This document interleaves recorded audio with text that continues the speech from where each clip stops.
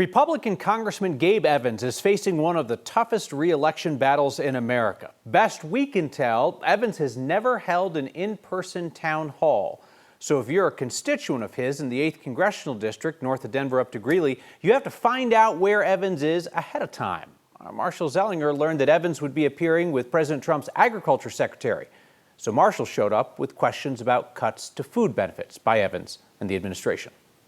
After hosting a private roundtable with members of Colorado's agriculture community, Republican Congressman Gabe Evans took questions alongside USDA Secretary Brooke Rollins.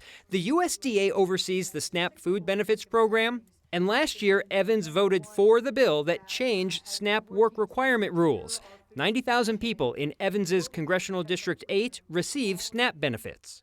How many do you think or do you expect to lose these food benefits, and why is that a positive for taxpayers? Actually, I'm sorry, I know you want to talk to him first, but I live this every single day. Before Evans could tell us if he knew the number, Rollins walked back to the microphone to explain the work requirement changes.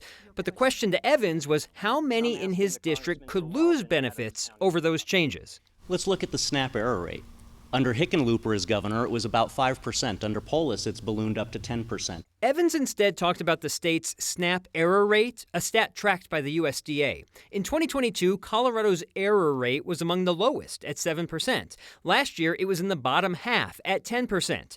The error rate includes overpayments and underpayments to recipients. The USDA says this rate reflects program waste, but not fraud. $12 million a month not getting to the people who need it the most because of mismanagement here in the state of Colorado. We're working to cut out that fraud, waste, and abuse in order to get the money to the people who need it the most. So how many people in your district do you think will lose these benefits, and apparently for fraud, waste, and abuse? If you want an answer from that, you'll have to answer the question that I asked you last year at the state capitol first. Thanks, Marshall. Evans is talking about when he dodged my question about his vote to kick people off Medicaid in his district. How does taking people off Medicaid and into emergency rooms for uncompensated care help medical providers in your district? Do you want illegal immigrants on Medicaid, Marshall? Two questions at two events about who in his district is at risk of losing benefits, and no answer.